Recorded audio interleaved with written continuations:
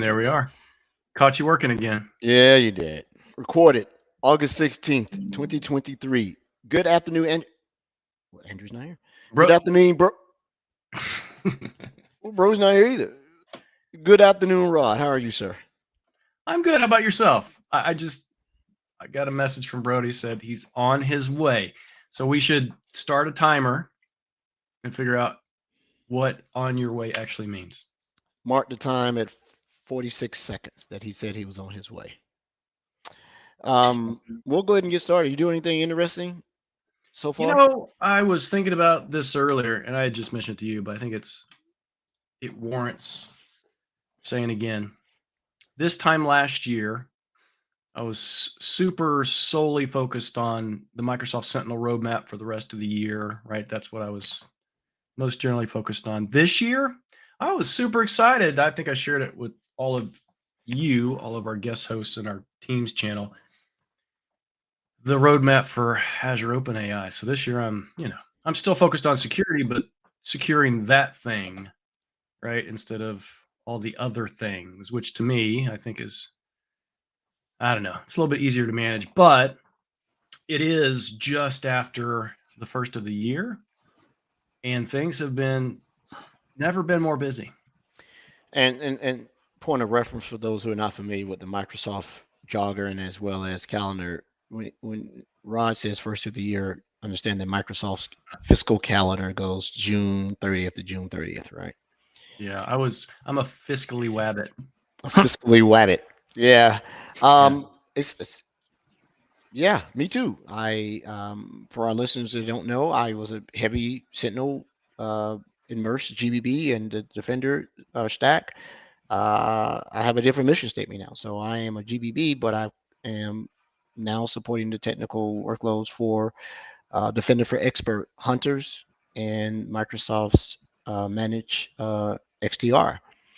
So it's a different set of muscles I'm having to use. But as you and I talked offline or out of band, you don't forget what you learn. You just slowly watch that muscle entropy, right? Atrophy, and it'll go away. So still got some Sentinel knowledge in my head. It's not my primary tech focus or selling motion. So yeah, I won't forget it anytime soon, but yeah. So learning some new stuff, and learn how to approach, customers who absolutely need help. So if my job was to put this log aggregator and security tool in their thing, now we have to figure out how to best take advantage of Defender and incident response and true security operations efficiency and modernization. Because I said this many times, you don't have to have a SOC proper to operate a SOC, right? A center could be anything. A center is your browser tab, your laptop, decentralized, right? The days of just having brick and mortar, um, establishment and putting people in chairs with a gazillion monitors, while that still exists, it is definitely transitioning. I couldn't tell you what the roadmap looks like, so, but for the future of that, how that's going to play, it'll be around. It's you remember when cloud first, reared its head, everybody was screaming that it's going to kill the data center. The data center's not going anywhere. It's just people are spending smarter. Brody. Oh yeah, for the listeners, Brody's here. Hi. Yeah. I was like laughing. You have the perfect comment there, Edward. Yeah, data center's not going anywhere. On-prem, Active Directory still here. It is very much. Yeah. And on that note, one of the things I want to talk about is that very thing. So, Brody, how you doing, man? I'm good. I'm busy as HE double hockey sticks, as they say. I've been practicing on my piano here. There you go. Yeah. Awesome. Little joke. No, I'm just kidding. No, I'm looks a little worn. Consulting's busy. Threat actors are keeping security consultants busy. Yes. So it's good. Learning a ton. Things are awesome. You're not keeping those threat actors on retainer, are you? No, that would be a conflict of interest, I Ah, think. Mm. I believe the threat actors have their own retainer. We don't need to keep them on retainer. They are just going to continue to um, piss me off, really, and create a bunch of work that's unnecessary. But I think the geopolitical landscape and I think Ann Johnson said it a few times. If somebody drops a bomb on Microsoft headquarters in Redmond, the U.S. responds, right? As an example. But then if somebody hacks Microsoft, the U.S. government doesn't respond, right? It's Well, actually, different. they responded recently. So Yes, but not in a kinetic fashion, right? But in kind of a negative virtual, fashion, I would say. unseen fashion. Yeah. Yeah. So it's just the ability for bad actors to have a large amount of impact, financially, time related, personnel related in Canada, North America. It's a pain in the butt to deal with, but we got to deal with it. And one day, I hope the landscape's better. I think a leader at a critical infrastructure organization said something really interesting to me a few years ago. He said, I used to have a huge research and development budget. Since cyber attacks increased 10, 20-fold, whatever that was, I now invest far more in proactive and reactive cyber defense than I do in research and development, because they had to move the money around, right? And if you think about that, it's a challenge for organizations to want to be able to invest in what's new and what's going to be exciting and what's great if you have to spend all this time, effort, and money into security. And I love my job. Security's great. I get a lot of I feel like I'm making a good impact. It's a great career. We have great coworkers. It's everybody against a common adversary. I love that. But he's right. It's like if organizations didn't have to invest so much to deal with it, imagine the innovation that could potentially occur, right? Or the benefits to employees, et cetera. It's just interesting. Yeah. Why that is demonstrably true through that lens, let me put on the other one that says it seems there's a lot of money now because it wasn't a gradual spend. Now you're being compelled to do it, right? And so had security been part of the top line budget, like research and development and like all the other things, a lot of customers a lot of organizations and entities will probably be in a better place if security wasn't the new muscle that they had to exercise, or the new way of thinking. So now, I think a lot of security spending is reactionary, right? It is. It is proactive reactionary, meaning you're being proactive about it now because you happen to react to the reality that the cliche is not a cliche anymore. Well, I think in some respects, they relied on the originator of that app or that thing to kind of have those thought processes in place before they released, which is what we're kind of working on now from a security perspective with AI. It's about secure code, trying to reinvest in educating developers to do it right the first time. Good luck with that. Shift left and all that. Yeah. You see that Simon Taylor? He was like, "Good call." I'm like, "Good luck." Yeah. What did they say in the movie Liam Neeson? They guys like, "Good luck." So good points, Bud. Good points. Yeah. Sorry, go ahead, sir. Short show today. No guests. 2 weeks in a row. Semi-purposely, we're going to have a nice guest lineup here starting next week for the next few weeks. But actually today, I actually have 4 things, so I'm not shooting from the hip today that I want to share. 4. Wow. 4. I'm writing them down as we go. All right. It's more than 3. Less than 5. So first thing, as I was trolling through LinkedIn today, one of our prior guests, an extremely brilliant identity and identity security person, Thomas Nunham, has just made a LinkedIn post, and I'll put it in the chat. I'll copy and just put it in the chat here for everybody about identity security tools from his Power Tools. So if you look at that particular link, I know it's sort of not as pretty as oh wow, That's a long one. that's horrible there. He updated the link with a collection of PowerShell security research utilities in his blog, and it talks about Microsoft Intra management and security tools. So I went through it. It's actually some cool PowerShell scripts, some queries, some considerations around conditional access policies. And the second thing is he's been on the show, and now I think it's time for him to come back on for part 2, because he was a 2-part guest to talk about this particular tool set. If you're looking at, secure and Active Directory as it relates to, connecting to Azure AD and both sides, Thomas is super knowledgeable. I'll read his title: Cybersecurity Architect, Microsoft Security MVP, Community Speaker, and Blogger. So sorry for the long link. I'm not as skilled and depth as getting that out like the rest of my my cohorts. Number 2. It's a good collection. Before you go on, this is a really good collection. Yeah.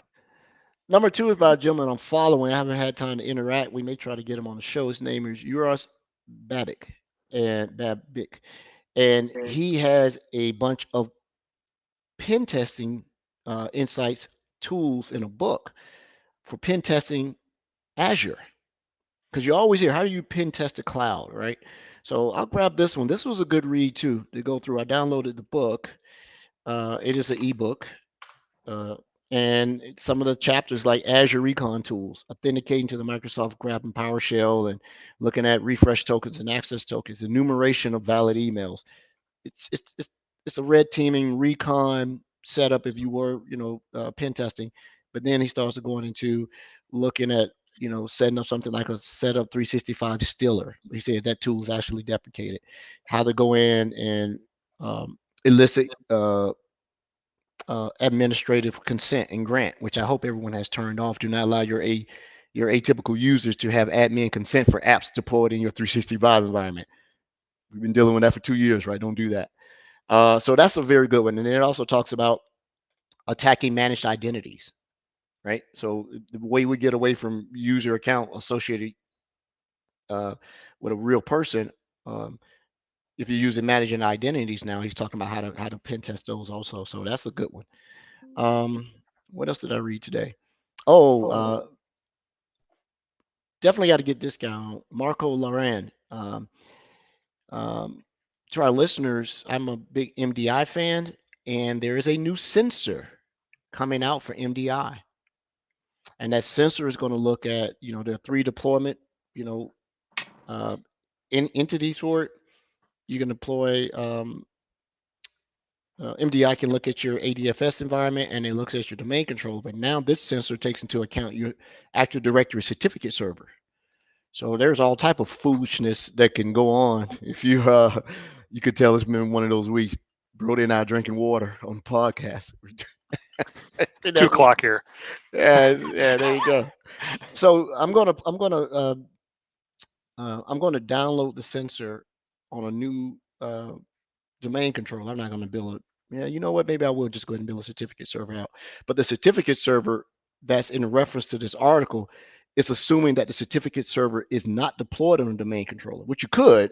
It's not best practices, but you have a separate AD server with that particular role, so the sensor can look across that. So I'm actually going to play with that in the lab. I'm going to download it on the certificate server. I'll build one out really quick and look at, is that sensor, how is that sensor different from the one that's just sitting natively on my domain controller now? So that was a good read too, because I'm a big MDI fan. Woo-hoo. Yeah, I think that was did Heike do a presentation on that today?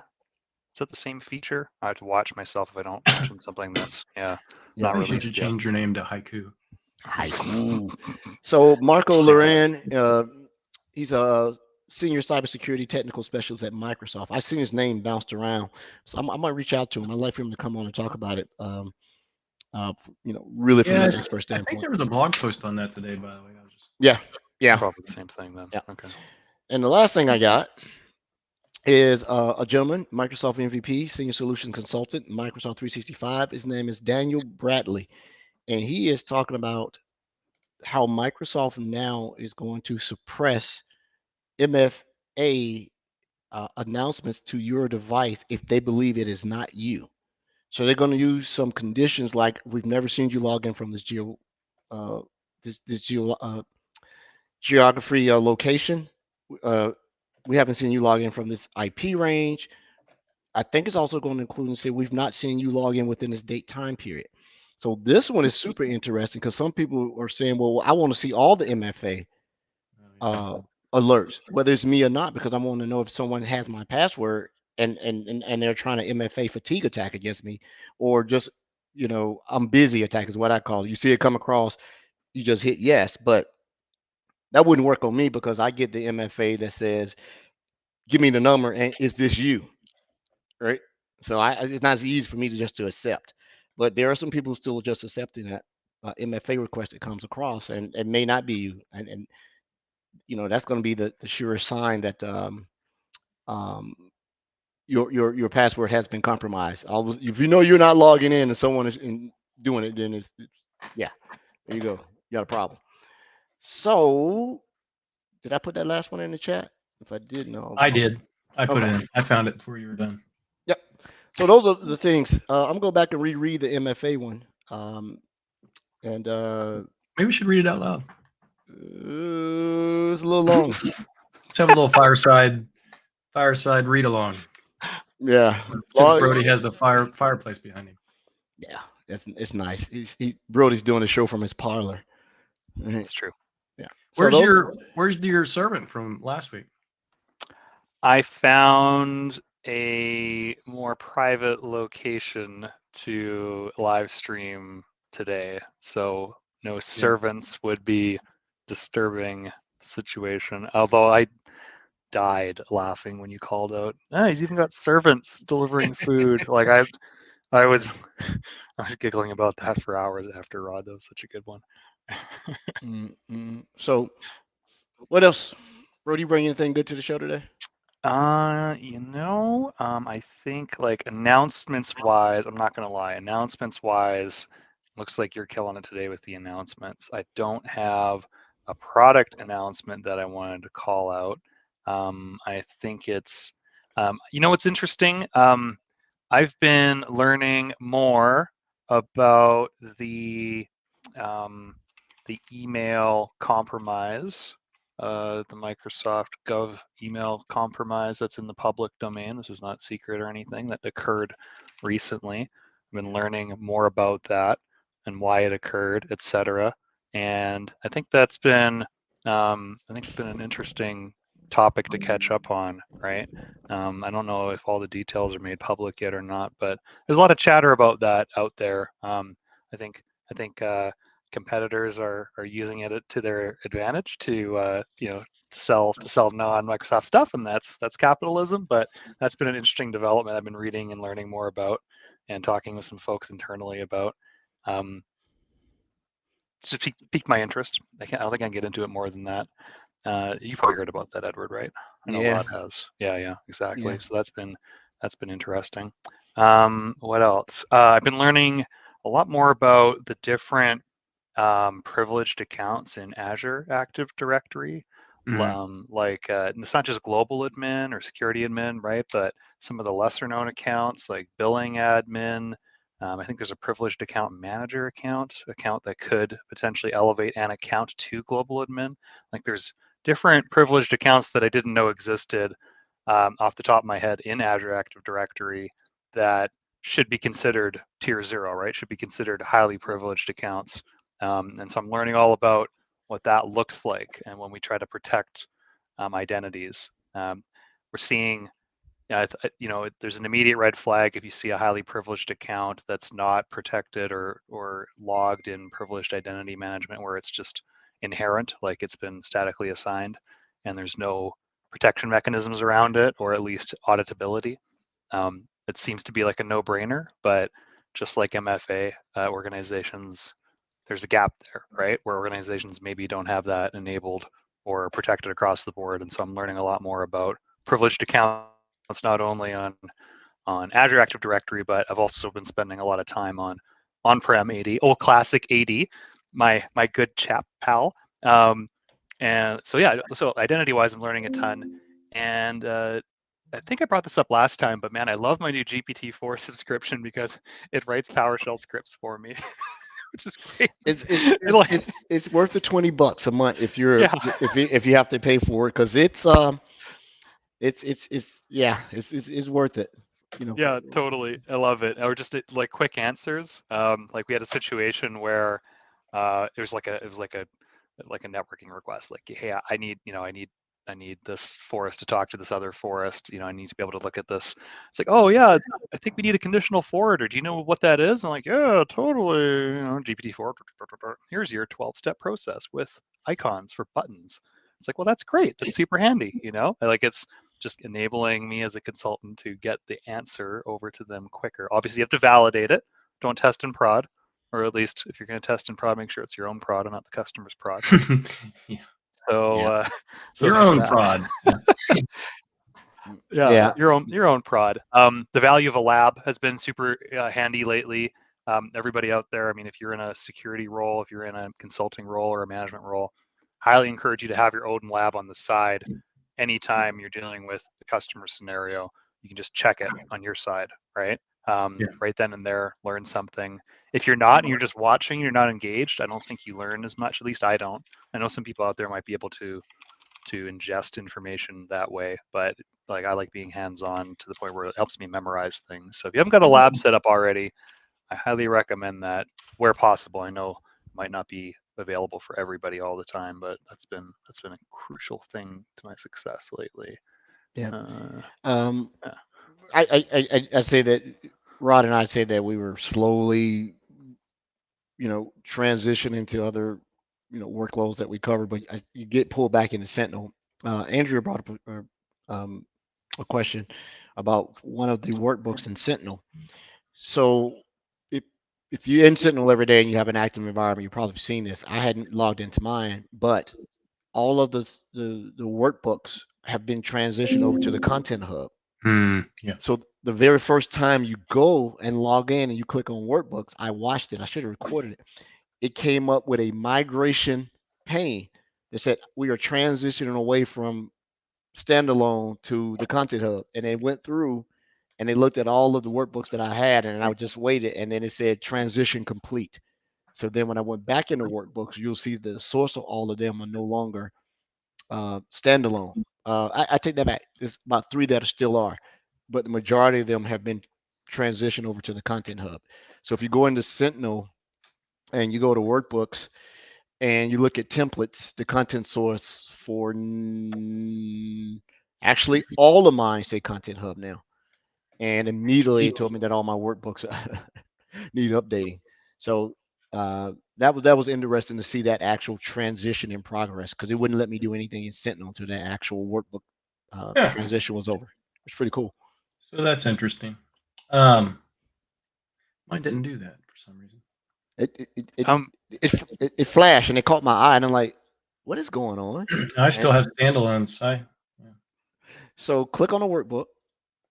Does it matter if it's standalone or no Content Hub? And then and try to manipulate that workbook, and it may trigger it, because it triggered it on mine. Let's see. I'm doing the sign. Failed to save workbook. No, already exists, so I can't do that one. Let's try this one. AWS. Nobody uses AWS, so this one might work. Yeah, it's saved correctly. I don't even know what that is. But it just saved it. So it didn't do it for me. I don't know why. So I actually said it a little bit incorrectly. The content source will still say Content Hub. However, below it will give you context of where either what that workbook is for. Yeah. Because in the Content Hub, I have one called Workspace Users Report, and it still says standalone. So now that I refreshed, some of them say Content Hub, some of them say Gallery Content. Yeah. That's just okay. something's just screwy here because even it says relevant data connector. I click on the data connector and it actually takes me the data connector instead of the solution. So mine's not quite there yet. Yeah, I don't Rod, think you don't have the latest Sentinel stuff? That's weird. Well, this is my own environment. I am usually one of the last people to get it. I have to go through between our Microsoft tenant and my own to figure the differences, to figure out what's going on. Because Fair. Well, you should. You have the connection. We all have the connection. All you have to do is reach out to Christina quick and make sure that your tenant's in that private preview. Because mine got dumped. I had to get it back in. Don't know what happened. So yeah. So in this tenant, I really usually try to avoid the private preview because as many people as we have and as many customers that we have in that private preview, that we have, how many do we have now? 26,000 customers, something like this for Microsoft Sentinel. They're not all in that private preview. So I try to, my environment is as close to just a normal customer as possible. Well, mine is not too far off the beaten path. It's some stuff I have to go back and start monitoring what's that, CCP, the customer connection program for all of that. Yep. Because in that old one, they retired the channel for Sentinel, and the new one, because in the old channel, Sentinel was number 3, or number 7, 1 or 2. But in the new one, in the different channels, you see all the Defender workloads, and Sentinel was 3 now. One of those.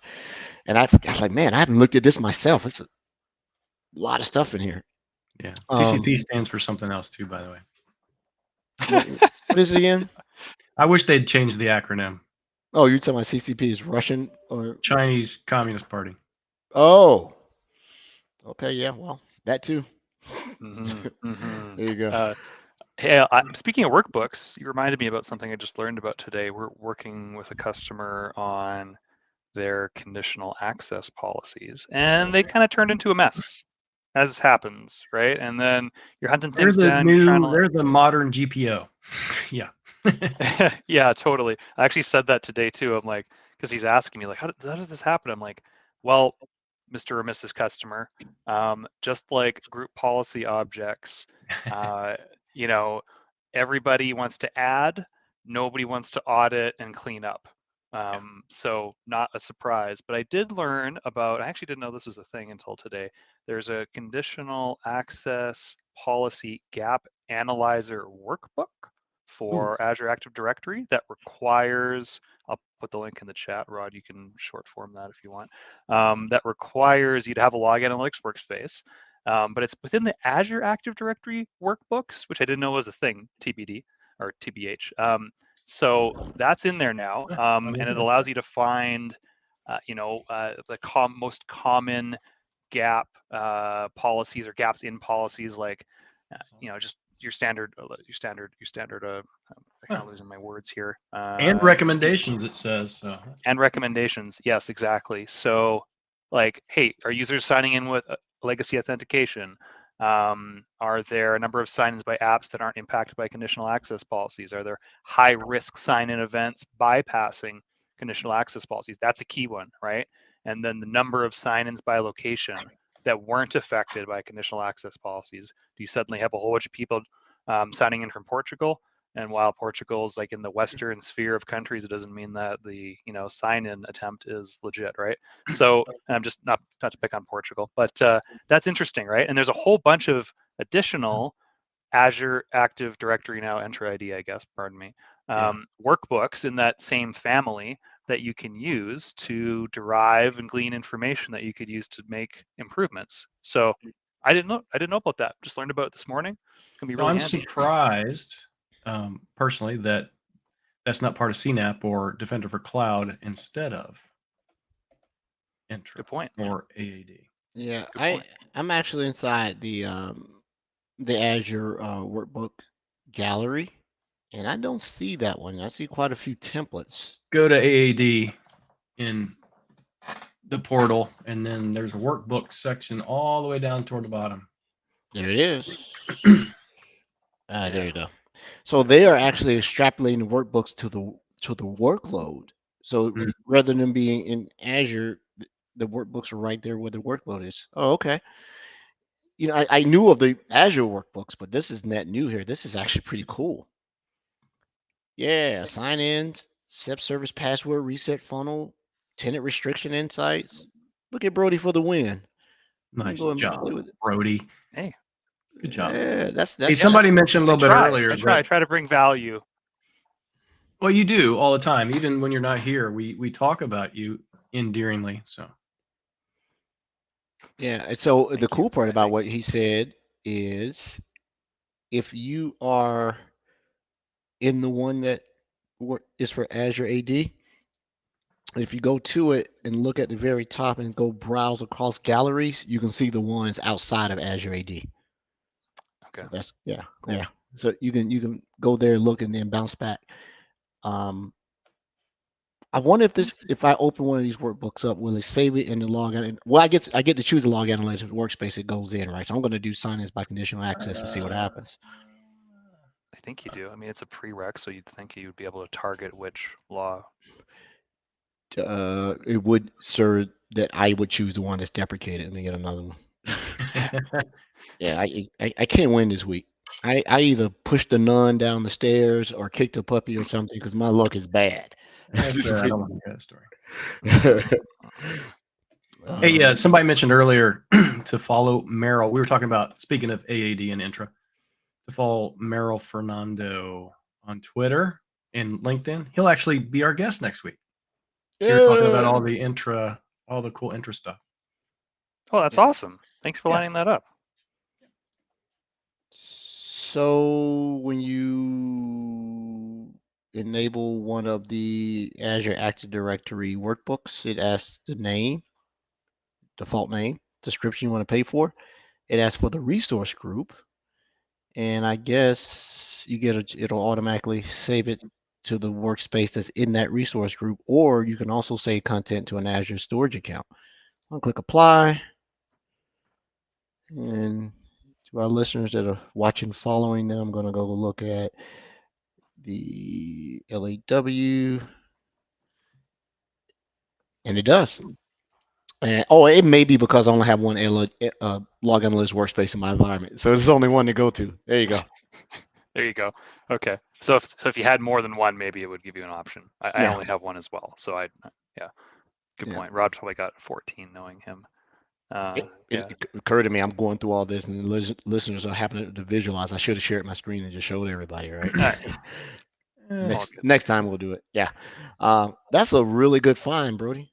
Yeah, I know, right? Because let's be honest, no one wants to sit here and go through things one at a time and piece it together. Let's use computers.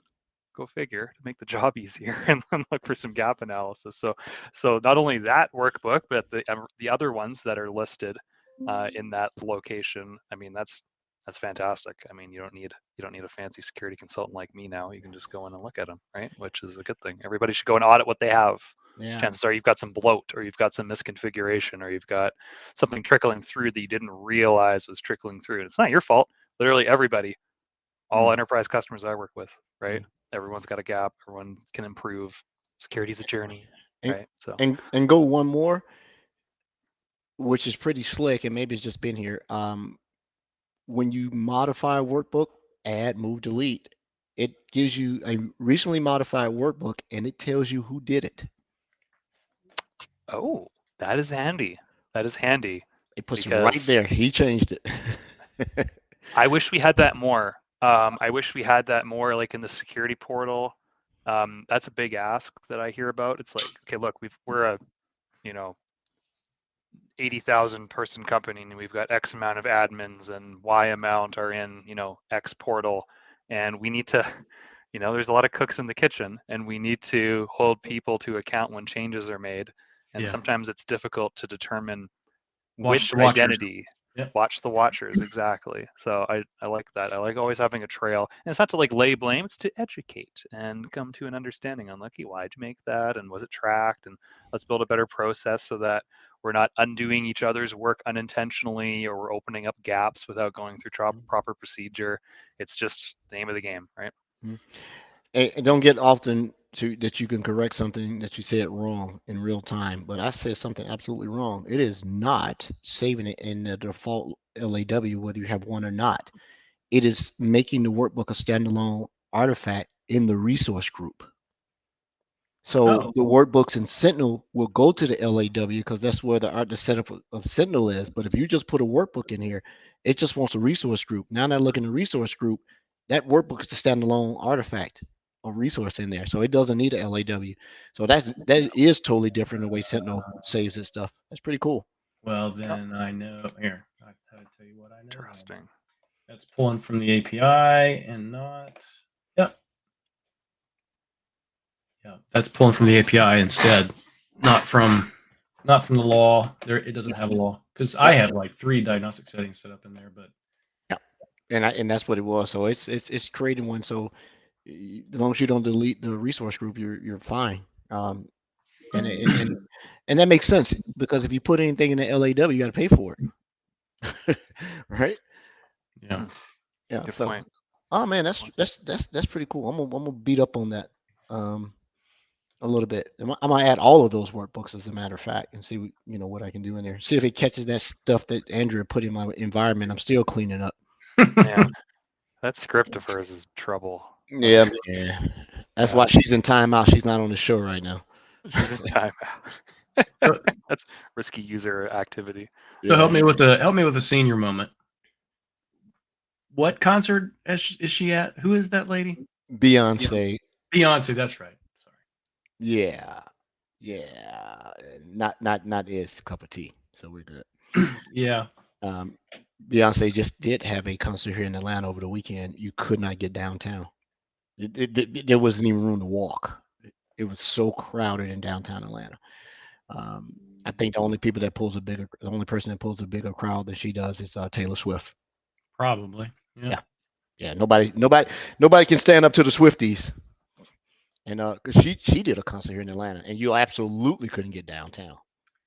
It was so crowded. So, and pretty good how much money that concert makes. Lots of money. That's crazy. I would be a roadie. I would be a roadie just for that. Yeah. Roadie. Booty Castle, baby. Booty Castle. Booty Castle. Hey, Rod, when are you gonna get us our invitations to Ignite?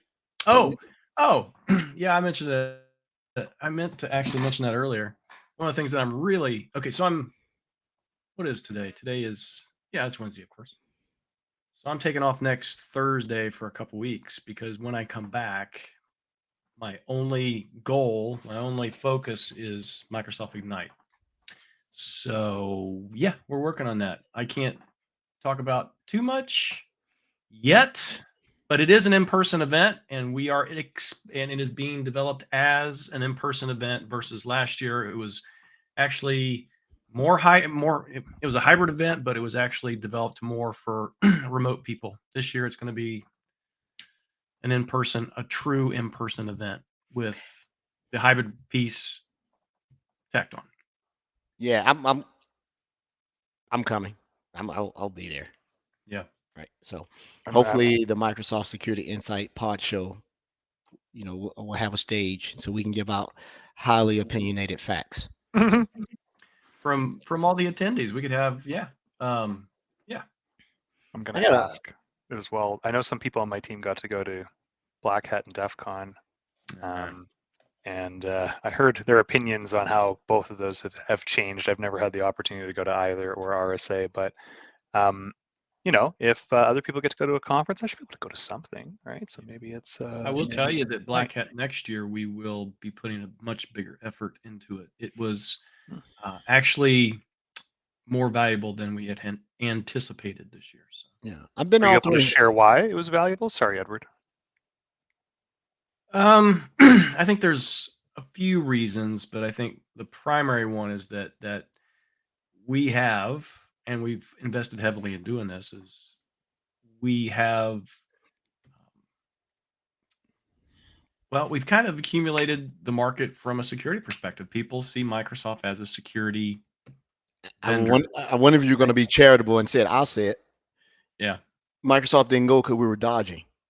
You were going to be the brunt of the joke. coming Yeah. out there, right? Now Microsoft no longer the joke. That's right. All right. Yep. So RSA been several times. I'm not going back. I always enjoyed DEF CON more than I enjoy Black Hat. Better parties. There you go. I was the only one on my team. There's 4 of us. I was the only one on my team, and the other 2 of my colleagues are international. It's the only one on my team that didn't go this Black Hat this year. And after the event was over, my manager said, "Well, you're definitely going next year." So, Cool. we need to be there. I got some peers. They paid for themselves to go. Yeah. They say they took time off and they ponied up the money out of their pocket. They wanted to go. Well, it's learning. It's education. Yeah. And it's From a my great place. perspective, your manager needs to invest to get you to places that are going to connect with customers, community, and also invest in your education. So. And co-opetition, right? I mean, I'm here. I'm getting 6,000 emails a day about Microsoft announcements and Microsoft takes on announcements and current events, et cetera, et cetera. And I'm on LinkedIn and I see things, but primarily I get fed Microsoft information because I follow Microsoft people and I'm at Microsoft, so it just gives me the algorithm. But if you go to a vendor neutral conference, you have the opportunity to see what other players are doing in the industry as well, and kind of get out of that silo a bit. And that's really interesting to me. I get that a little bit here in the local B-sides in Calgary, where I kind of like get to break out of just like corporate Microsoft mode and be like, oh, who are you? Oh, okay, what do you do? Oh, interesting. Okay, yeah, nice to meet you. Let's connect. Yeah. One of the things that used to be before COVID, and now that it's coming back, it was an excellent opportunity to hand out flyers, and by flyers, that is synonymous with your resume, right? And if I got to invest in myself, I'm taking plenty of flyers with me, right?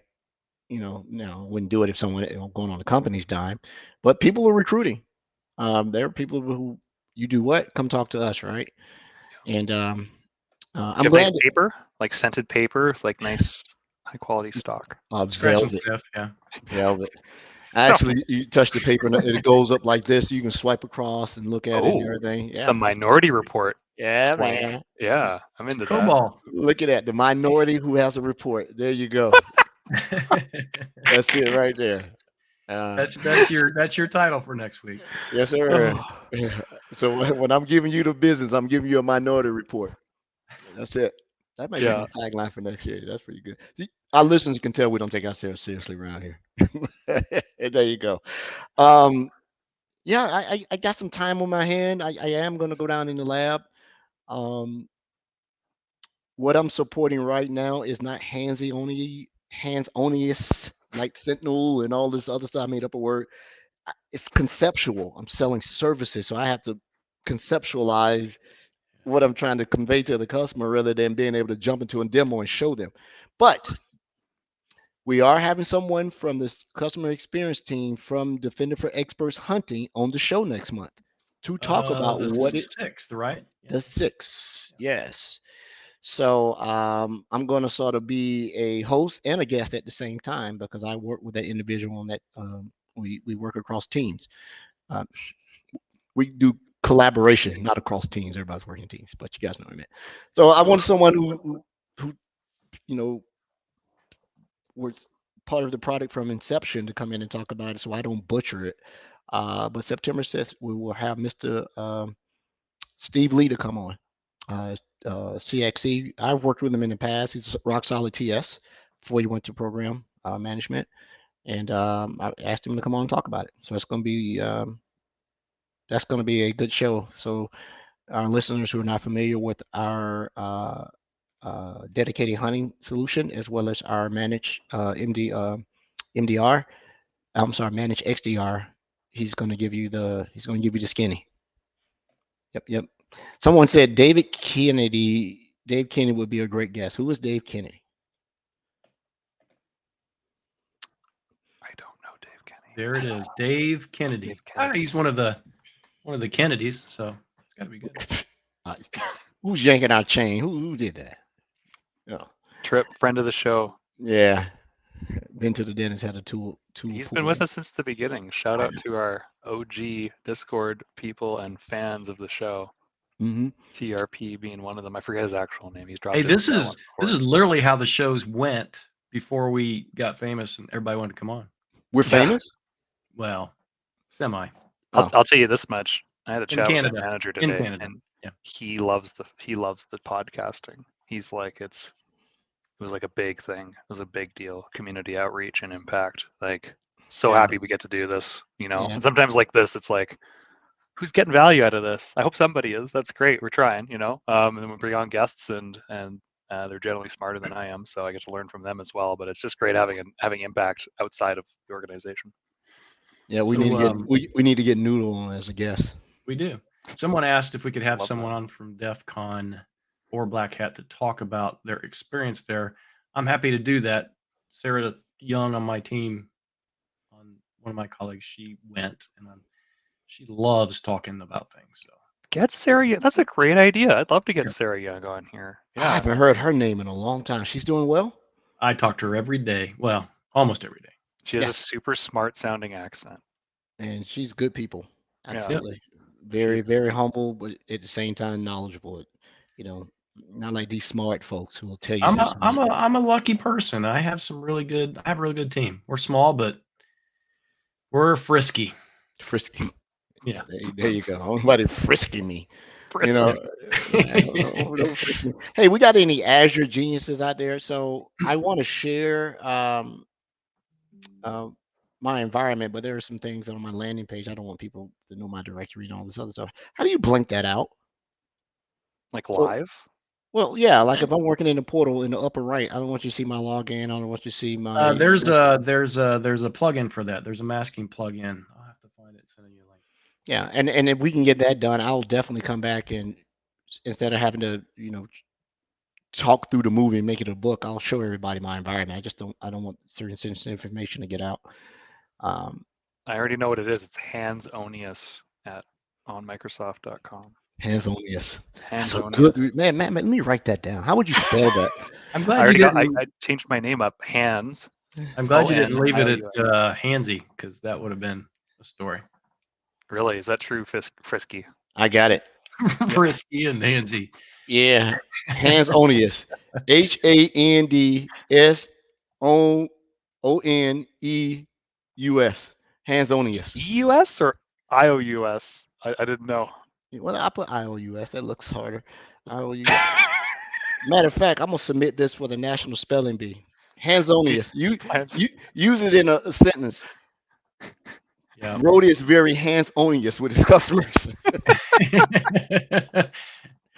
Hands-onious. Yeah, I definitely want to start showing some of this stuff in my lab. I know the listener always say is lab. So another thing, Stupid Meraki is still working. That's incredible. You are absolutely the only person that will ever say that. Yeah, no doubt. And I love the dashboard. It's now I figured out how to pull in the access point traffic, because I'm using the Meraki MR42E, and those are commercial 6-dipoles. And I couldn't figure out how to get those reporting in to be able to pump into the logs. You go through all this stuff, and it's literally a button, a switch, and quickly turned it off. Access points are extremely chatty. They want to tell you everything, and I don't need to know all that, right? So yeah, I don't know what happened. Maybe some Keebler elves snuck in my house and fixed it, like the elves that fix your shoes when you're asleep. There you go. That happens in your house? Weird. Somebody's fixing my shoes. You know what, Noodle? Meraki, firewall for children. I don't know if you insulted me or what. That's all right though. Edward, it's okay, man. Everyone's got to have a talent. And if yours is network configuration, then that's okay. Trevor asking me, what are the things you currently try to sell? Everybody's picking on your day of try to sell. I'm saying, no, I'm pulling your chain. No. Edward, how far behind on your quota are you already? And it's just the first of the year. Yeah. Oh, I got him concerned. Don't answer that question. It was just, I knew it would trigger you. Well, I'm not. I was gonna say something mean, but I won't do it. Yeah, Not about it's- anybody here. It was about the service. Yeah, so they asked the vendor for. Actually, I'm gonna go We'll toss that in MXDR. There you go. He was asking a question about the two things. No, the Meraki back to noodle. You're right, but I got it for free. So I got to stop looking good gift horses in the mouth. When Meraki first came out years ago, actually, when Cisco acquired them, I was one of their very first engineers, and so I've been part of that NFR program forever. So I still got Meraki stuff that's active and useful sitting on the shelf because I'll just refresh the hardware. So I got a totally usable firewall, 3 access points to still support modern auth and transmission bands. And the only thing they haven't sent me, because I think they're the most expensive, they won't upgrade my switches for free. Those switches are fully featured, and so I had to pay like 50% on those. But now the switches are solid. You know, if you turn on the syslog capability in the switches, you still get a lot of insights on what is happening inside your network. So I like the switches; they're rock solid. Their MX, which is their firewall appliance, it works because it never connects to the internet, so nobody can get in. There it is. All right. I found that extension, by the way. I'll put it in the show notes. Oh, perfect. Thanks, Rod. I'm curious about that. Called AZ Mask. Works on AZ Edge. Mask. It's AZ in the Mask. Chrome Okay. store. Okay. It's on Edge. Good stuff. Good stuff. AZ Mask. Hey, I want to give a shout out.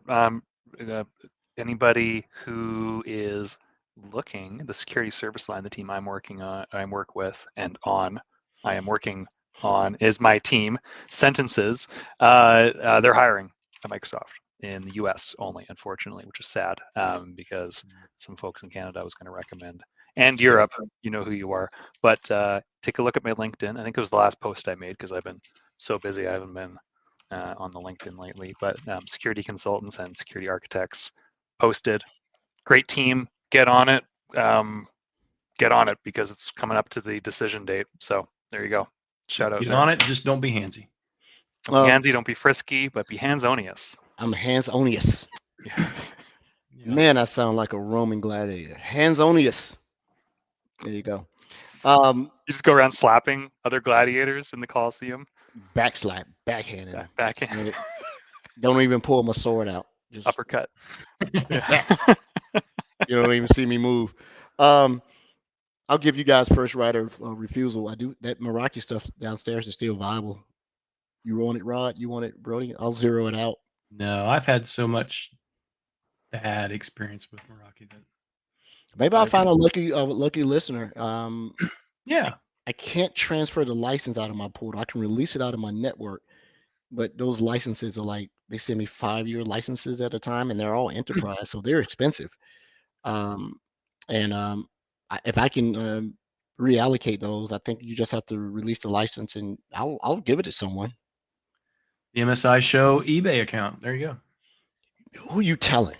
How many Fortinet firewalls have I given away? Yeah. I have one. Yeah. I got 2 left now. I gave Ren 1, Beth 1. Don't know if I gave Andrew. Oh, Josh Lanier, I gave him 1. And you guys, where you getting these bootleg Fortinet firewalls from? I was on the NFR program where I would test it out. You just got to write something, and they'll let you keep it. But the thing is, you get the first one for free. You have to buy their licensing to be able to use FortiCloud, and their FortiSIM is not. It's not embarrassing. Their cloud SIM that's associated with that your FortiCloud subscription to that device. I have a 60DE and a 60DE Plus, so I think I'm gonna swap that. I think I'm gonna put the Fortinet in line with the Meraki. Here I go about to break the damn thing and see what it sees versus the other one. Just put it through pass-through mode. I think their tagline is good enough. Good, good enough. Good enough. Yeah, that's it. And yeah, so maybe we'll just have a Noodles like, can I have it and make a lovely doorstop? No, it won't. It'll probably let everybody in. It'll open the door and let people in your house, Wow. rob you out. Good Tell enough. the Amazon guy, nobody's at home. Come on in. Right? Oh my goodness. Yeah, but wow, what? Who Said their name was Meraki. I don't know. They let me in. Meraki just got on Noodles' bad side. I don't know. Yeah, what Noodle's the- on fire today with the Yes, jokes. he is. Killing me. Yeah. He said, I'm surprised Meraki supports Syslog. Yes, and it's. I'm trying to remember the portal. It's Syslog exclusively. I don't see anything that says. Well, it might be Ceph. I don't know. I know the Fortinet you have to use Ceph. You got to run a command to make sure you enable Ceph so it transmits it. But Yeah. it says Syslog in the Meraki portal. I don't know if it's Ceph or not. They're not mutually inclusive for the non-networking people, right? There you go. Edward, Fortinet, would they sponsor the show and get someone on as a guest slot? Not now. Not really.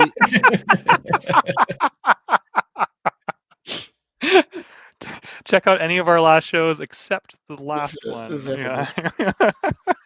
Yeah. Yeah. So yeah, I Meraki, he's love right. Fortinet. It's not Ceph. Yeah. There is a hack where you cannot put Ceph on it, and I think I know why. He says not. At least it's not an ASA. I'm gonna date myself.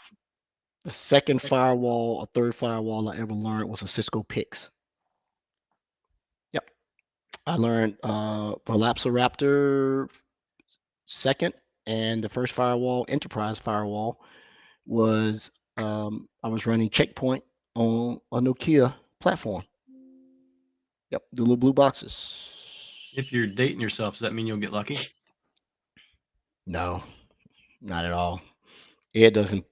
Ooh, I'm gonna say something that I show bad. I almost just changed the PG rating here, right? the rating. Did you ever make smooth walls back in the day? We worked at a call center, and they would just throw the old computers out back in the dumpster and the monitors, and we'd go pick them all up, and then we'd build smooth walls for people because we just jam a bunch of NICs into an old desktop, and then slap the Linux distro on it, and then boom, you've got a enterprise grade and air quotes firewall. A lot of our nerd brethren used that for a while. Did you ever build one of those, Edward? Using IP tables, yeah. Yeah. Back in the day. I think on these little IoT devices, they're using pfSense. Yep, pfSense is a good one these days. That's the mainstay now, I think. Yeah. He said, Trevor said, have you ever heard of, is that Avik or Avik? Avik? Never heard of that. Huh. It says it's network monitoring. It's very nice visual of your network. Okay. At least with the ASA, you could upload your own content to the box for customization. Yeah, they had a little C that you added. The ASA management configuration tool or something. Yeah.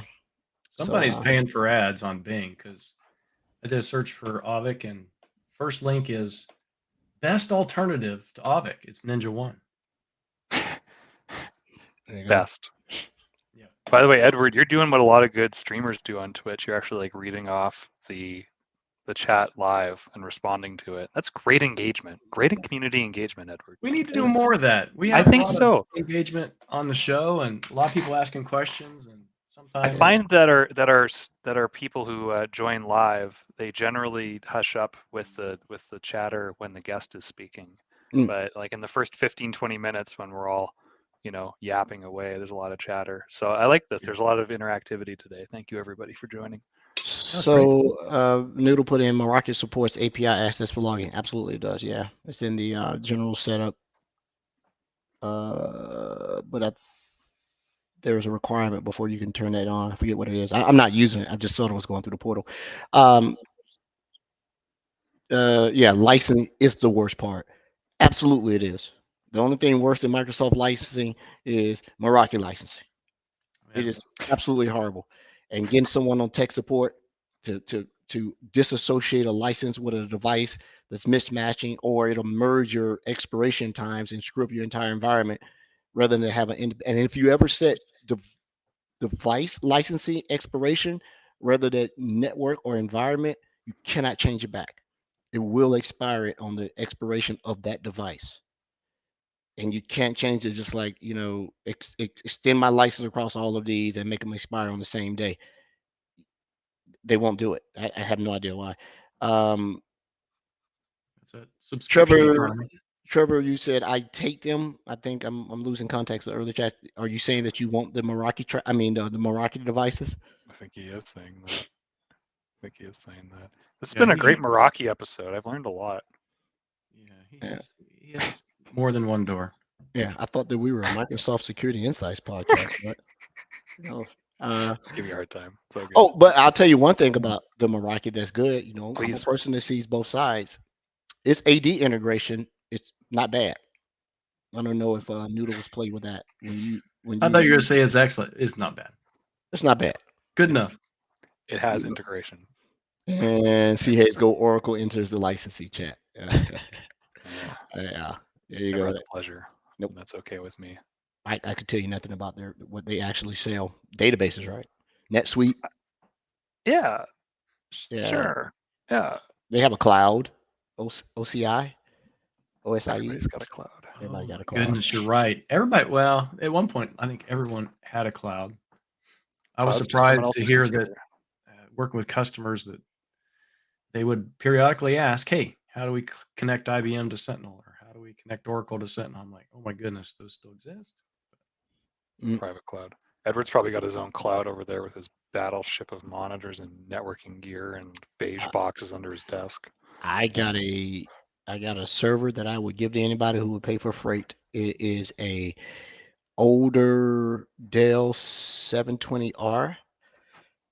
It has 13 terabytes, fast modern drives, considering how old it is.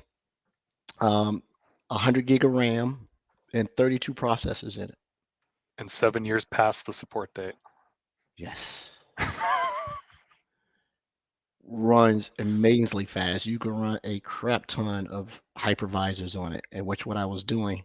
In the winter is great. It keeps the basement, nice and warm. I bet. Just run it all on RAID 0 too for best performance. What could go wrong? Yeah. And to throw it in, anyone that'll take it off my hands, I'll also give you a 20 terabyte SAN, which is a Dell EqualLogic SAN.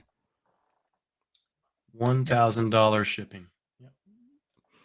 Who's in Atlanta? Take it off my hand. The Quiet Gamer. All right. I didn't say it. I didn't say it. Miriam's going to be happy. She's never happy. No comment. Only reason she's chopping the door down right now, hollering about dinner, because she's out with some buddies. Oh. Yeah. So I got the house to myself. It's a good tip. Time to put the white skivvies on and slide across the floor with some glasses and sing, right? There you go. And we know how the rest of that movie went. So yeah. Mm-hmm. Gents, I gotta go. Yeah, I gotta go too. That. The quiet gamer. Let me just make sure that Trevor doesn't want it, because I did offer the first hand. If Trevor says he doesn't want it, you're local. I'll meet you somewhere and give it to you. As long as you're a real person and you don't meet me, drug me, and take my kidneys. Right? I don't want to be mugged. Don't get hands-on. I learned when I sold an old bike. Do your transaction in front of a local police station. I mean, it Right? makes sense, right? Yeah. Just roll into the police station, park in the guest parking, and then do your transaction there. Like The only time that could be unsafe, if you see a guy walking in that looks like Arnold, you probably want to leave the police station. If he stops you, like, I'm looking for Sarah Connor. May I see her, please? Hey, before we Thanks, go, Mhm. Richard Diver, who's been on our show a couple times, 2 or 3, Mhm. him and I did a little podcast thing this past week. If you want to check it out, you can learn why Richard's new nickname is Disney. Okay. Sounds good. Yeah, now you got me interested. So we'll do that. So we are going to go ahead and get Thomas back on the show for part 2 of his securing Azure AD and all his tools. He was a 2-part guest, so we'd be glad to get him back. And we got some other interesting guests that are going to come on. So thanks to everybody for the show. I hope it was somewhat informative and not all about product bashing. But before I go, once again, Trevor, do you want it or you don't want it? Do. All right. Oh, Well, connect with him on LinkedIn. yeah, I'll do it on LinkedIn. Do it that way. And yeah, I've been doing some Cribble stuff myself, helping somebody out. It's actually slick. Best way to get Hanzonius. Hanzonius. Let me see. How did he spell it? Yep. That's the correct spelling. That's per the website. I'm gonna put it on Wikipedia tonight, so it's official. Yeah, do that. Spinning. All right. Everyone, thanks for the show. Thanks for coming to the show, listening to the show, putting up with our banter. Next week we're back to normal. We'll have guests, and I'm excited about next week's guest, but even more excited about the one after that. She's coming on, Angelica, and she is a top-notch security person, and she's talking about security and AI. So let's go. We'll have someone other than Rod to talk about it. Yeah, I'm tired of talking about it. Tired of talking about it too. All right, everybody's quiet game. Hop on our Discord and connect with it, and everybody said that it's going to take it off my hand. They were just teasing me. That's all right, Trevor. I'll get my revenge somehow. It'll show up at your house. Yeah, I'll just leave it. It'll just show up at his house. Right at the doorstep. Freak them out.